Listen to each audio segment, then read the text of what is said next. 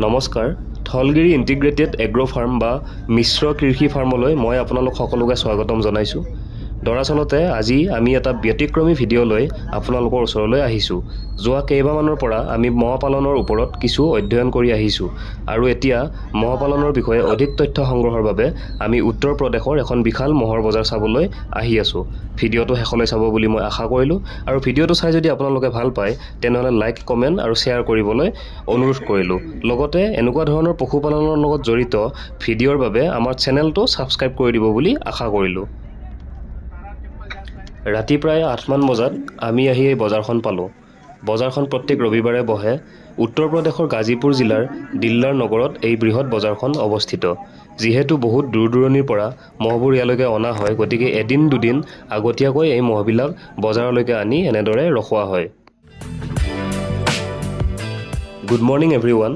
সময় এতিয়া ৰাতিপুৱা 5 বাজিছে আৰু আপোনালোকে দেখিবলৈ পাইছে মহবিলাক এনেদৰে গাড়ীত ভৰাই বজাৰলৈকে আনি থকা হৈছে। এইখিনিতে জনাই থওঁ যে এই বজাৰখন দুধাৰু বা ক্ষীৰতী মহৰহে বজাৰ হয়। এই বজাৰৰ অকণমান দূৰতে মাংসৰ বাবে বিক্ৰী কৰা মহৰ বজাৰৰ লগতে পোৱালি ইত্যাদিৰ বাবেও পৃথকে পৃথকে বজাৰ আছে।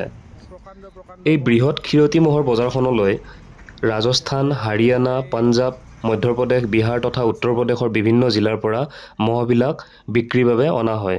শ শ গাড়ীৰে এই মহবিলাক ইয়ালৈকে অনা হয়।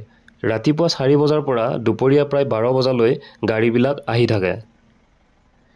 এইখিনিতে মই আপোনালোকক জনাব বিচাৰিম যে মহ পালন আৰু গাখীৰ উৎপাদনত ভাৰত পৃথিৱীৰ ভিতৰতে শ্ৰেষ্ঠ দেশ হয়।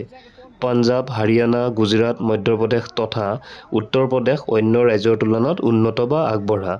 এই ৰাজ্যসমূহত পোৱা বিভিন্ন ধৰণৰ মহৰ প্ৰজাতিসমূহ এনেধৰণৰ: মুৰা, নীলগিৰি, মেহচানা, বন্নী, জাফৰাবাদী ইত্যাদি। এই প্ৰজাতিসমূহ গাখীৰ উৎপাদনৰ ক্ষেত্ৰত অত্যন্ত লাভজনক বুলি পৰিগণিত হয়। গড় হিচাপত প্ৰতিদিনে প্ৰায় 18 পৰা 16 লিটাৰ পৰ্যন্ত গাখীৰ উৎপাদন কৰে। এই অঞ্চলৰ মহে সৰ্বাধিক এদিনত 30 লিটাৰৰ অধিক গাখীৰ উৎপাদন কৰা তথ্য পোৱা যায়। ইয়াৰ বিপৰীতে আমাৰ অসমৰ থলুৱা মহৰ উৎপাদন ক্ষমতা একেবাৰে নিম্ন পৰিমাণৰ হয়। দিনে প্ৰায় 2-3 লিটাৰ গাখীৰহে মাত্ৰ উৎপাদন কৰিবলৈ সক্ষম হয়। চৰ অঞ্চলৰ কিছুসংখ্যক খেতিয়কে গাখীৰ উৎপাদনৰ বাবে বহিঃৰাজ্যৰ পৰা মহ ক্ৰয় কৰি নিয়া দেখা পোৱা যায় যদিও খিলঞ্জীয়া খেতিয়কখিনিয়ে গাখীৰতকৈ সৰহসংখ্যক পোৱালি উৎপাদন কৰি বিক্ৰী কৰাৰ ক্ষেত্ৰতহে গুৰুত্ব আৰোপ কৰা দেখিবলৈ পোৱা যায়। যিহেতু অসমৰ জলবায়ু মহৰ বাবে সুষম তথা মহৰ ৰোগ প্ৰতিৰোধ ক্ষমতা গৰুৰ তুলনাত বহুত বেছি, গতিকে দুগ্ধ উৎপাদনৰ ক্ষেত্ৰত গৰুৰ বিকল্প হিচাপে মহ নিশ্চয় গ্ৰহণযোগ্য বা লাভজনক। ইয়াৰ উপৰিও মহৰ গাখীৰত শতকৰা ফেট গৰুৰ গাখীৰৰ তুলনাত অধিক, গতিকে মহৰ গাখীৰৰ মূল্যও অধিক। তাৰোপৰি বৰ্তমান সময়ত বিভিন্ন কাৰণত গৰু বিক্ৰী কৰি উচিত মূল্য পোৱাৰ পৰা কৃষকসকল বঞ্চিত হৈ আছে। কিন্তু মহৰ বিক্ৰীৰ ক্ষেত্ৰত তেনেধৰণৰ কোনো বাধা দেখিবলৈ পোৱা নাযায়। সেয়েহে উচিত মূল্যও পোৱা যায়। ইয়াৰ পৰা আশা কৰিব পাৰি যে আগন্তুক দিনত অসমতো মহ পালন এটা লাভজনক ব্যৱসায়লৈ ৰূপান্তৰিত হ'ব। আমি আজি এই বজাৰলৈ আহি বিভিন্নজন ব্যৱসায়ী আৰু কৃষকৰ লগত কথা পাতিলোঁ। তেওঁলোকৰ পৰা মহ পালনৰ বিষয়ে বহুতো তথ্য আহৰণ কৰিলোঁ।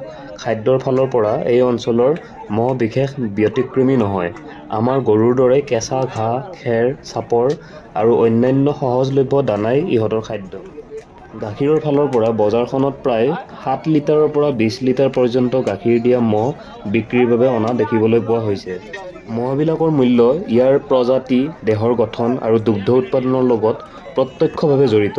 বজাৰখনত মহৰ মূল্য 60,000ৰ পৰা প্ৰায় 1.5 লাখ টকা পৰ্যন্ত দেখা গৈছে আৰু আমাৰ অসমলৈ নিব বিচাৰিলে যাতায়াত আৰু অন্যান্য খৰচসমূহত 20,000 টকামান অধিক বহন কৰিব লাগিব।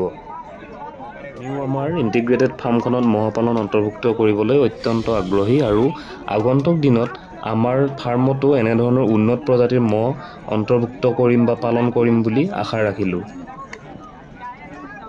পশুপালনৰ লগত জড়িত যিকোনো তথ্যৰ বাবে আমাৰ চেনেলটো ছাবস্ক্ৰাইব কৰিব আৰু যদি যোগাযোগ কৰিব বিচাৰে তেনেহ'লে আমাৰ ফোন নম্বৰ ডেছক্ৰিপশ্যনত উল্লেখ কৰিছোঁ। ইমানতে আজিৰ ভিডিঅ'টো সামৰণি মাৰিব বিচাৰিছোঁ। ভিডিঅ'টো চাই কেনেকুৱা পালে কমেণ্ট কৰি জনাব আৰু লগতে লাইক আৰু শ্বেয়াৰ কৰি দিবলৈ একেবাৰে নাপাহৰিব। ভিডিঅ'টি চোৱাৰ কাৰণে মই আপোনালোকক বহুত আন্তৰিক ধন্যবাদ জনাইছোঁ।